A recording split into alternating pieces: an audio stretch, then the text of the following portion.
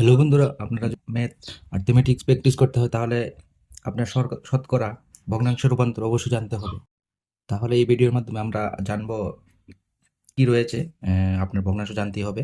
যেমন 100%-এর ভ্যালু হয় 1, 50%-এর ভ্যালু হয় হাফ,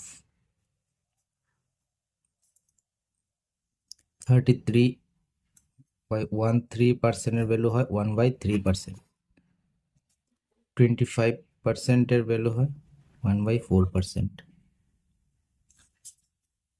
20%-এর ভ্যালু হয় 1/5%,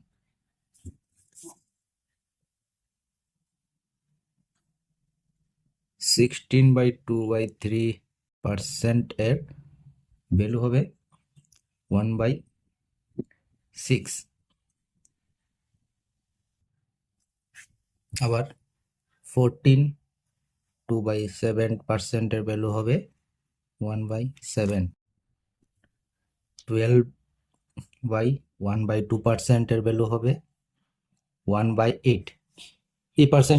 এই পার্সেন্টেজটি অবশ্যই আপনাদের মনে রাখতে হবে, কারণ এটি আপনার অনেক সুবিধা আসবে। এটি যদি আপনি মনে রাখতে পারেন তাহলে আপনার অঙ্কটা অনেক ইজি হয়ে যাবে।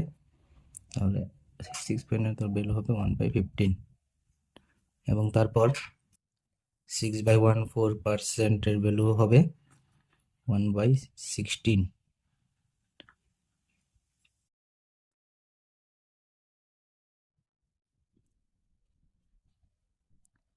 5%-এর ভ্যালু হবে তাহলে 1/20, 15%-এর ভ্যালু হবে 3/20, 16%-এর ভ্যালু হবে 4/24।